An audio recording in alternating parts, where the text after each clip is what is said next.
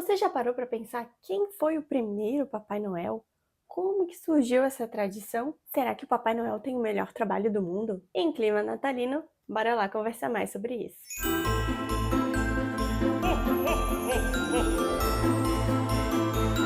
Sejam bem-vindos a mais um episódio de Um Dia na Rotina. Eu sou a Bruna e aqui no canal eu falo sobre trabalho e profissões, contando a história de diferentes pessoas de um jeito divertido e descontraído. E já que estamos na semana do Natal, a gente não poderia deixar de falar do Papai Noel, o velhinho mais amado e querido por todos nós.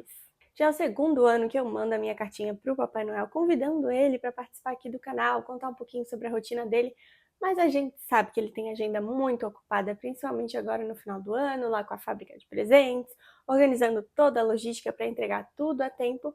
Então, quem sabe ano que vem a gente consegue fazer com que ele apareça um pouquinho por aqui, vamos torcer. Mas, de qualquer maneira, não vamos deixar passar em branco o Natal, a gente vai conversar um pouquinho sobre o Papai Noel, a história dele e como que surgiu toda essa tradição. Ninguém sabe muito bem quem foi o primeiro Papai Noel, nem direito de onde, quando surgiu essa tradição, né? Porque, na verdade, o Papai Noel, como a gente conhece hoje, né, essa imagem do bom velhinho, é uma junção de diferentes histórias, diferentes culturas e folclores. Por um lado, tem a parte religiosa cristã, que celebra o nascimento de Jesus no dia do Natal.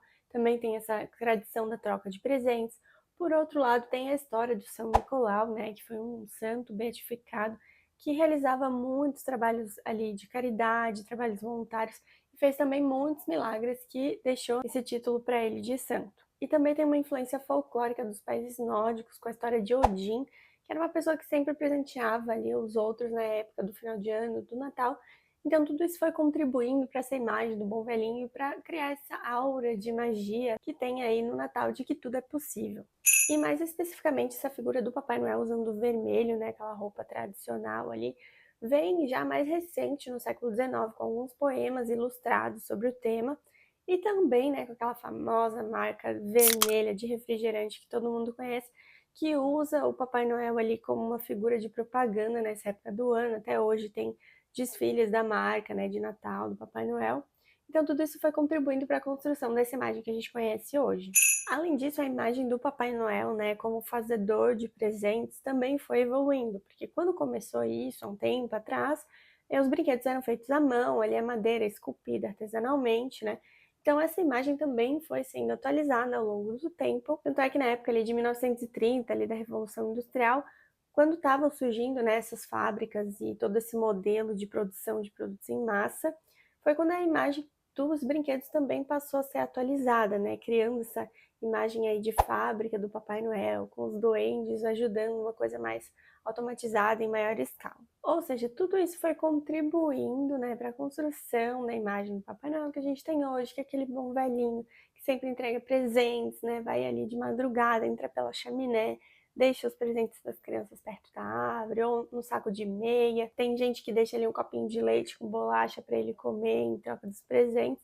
Então tudo isso foi construindo essa cultura, essa tradição, essa imagem do Papai Noel.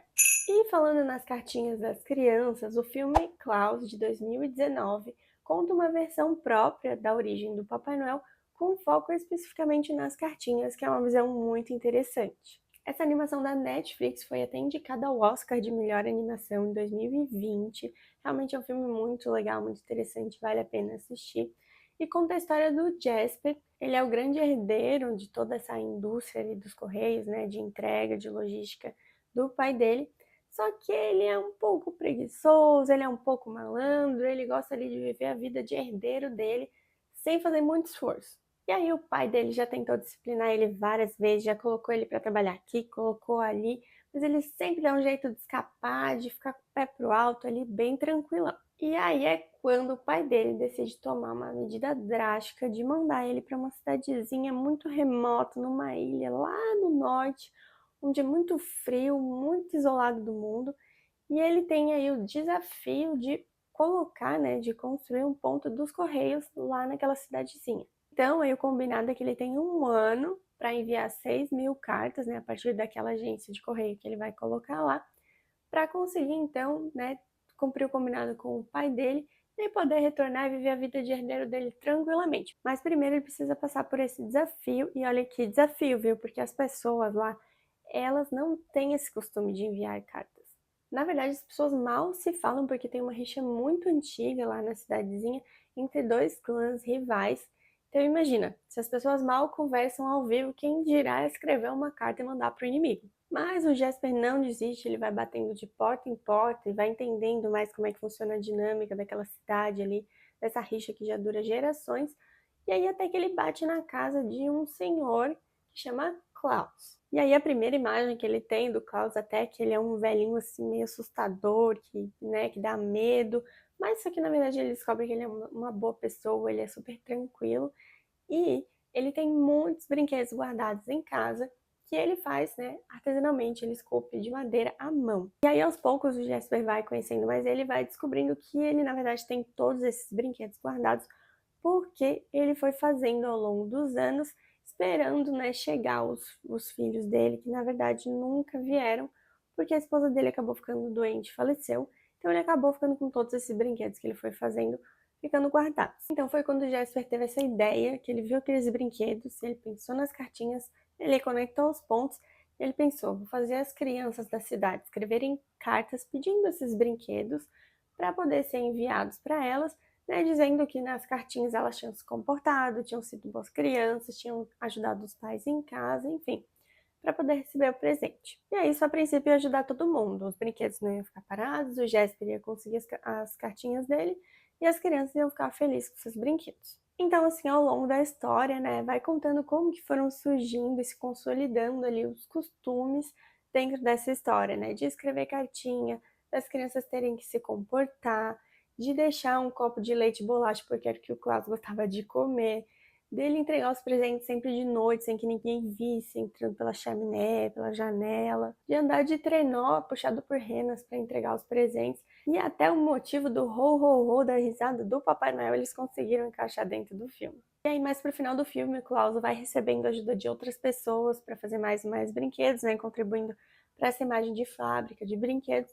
E ao longo dos anos eles vão recebendo cada vez mais e mais cartas, a notícia vai se espalhando e o mundo inteiro começa a mandar cartinha pedindo presente pro Papai Noel.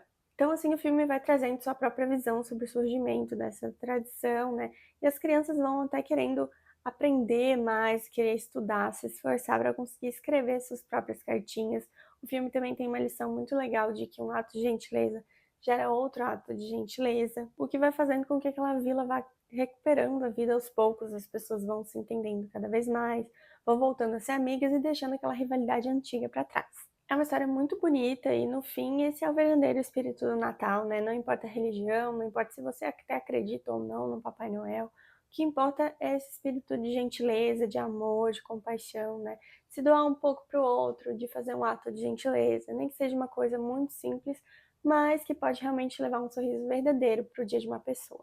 Então, com esse vídeo, eu convido você a, nesse Natal, fazer algum ato de gentileza, alguma doação, ajudar alguém que você conhece ou até mesmo que você não conhece para contribuir aí para esse espírito natalino. Então já aproveita e deixa o seu like aqui embaixo, se inscreve no canal que você vai me deixar muito feliz com esse ato de gentileza. Não se esquece também de ativar as notificações para não perder mais nenhum vídeo, porque semana que vem tem uma retrospectiva do ano, vendo aí o que a gente teve de aprendizados, e também nova programação para o ano que vem, eu vou explicar direitinho como é que vai funcionar, vai ter algumas mudanças, outras coisas se mantêm, mas para não perder nada, já deixa o like, se inscreve no canal e ativa as notificações. É nesse espírito de amor e carinho que eu indico para você, então, assistir nesse Natal Klaus, tá na Netflix, o filme de 2019, é muito fofinho, é para toda a família, eu super recomendo. E desejo para você, toda a sua família, seus amigos, vizinho, periquito, papagaio, tio, tia, vovô, cachorro, todo mundo, um Feliz Natal cheio de amor e carinho da equipe Um Dia na Rotina. Coma com moderação para não ficar passando mal no dia seguinte. E a gente se vê no próximo vídeo. Um beijo, até semana que vem.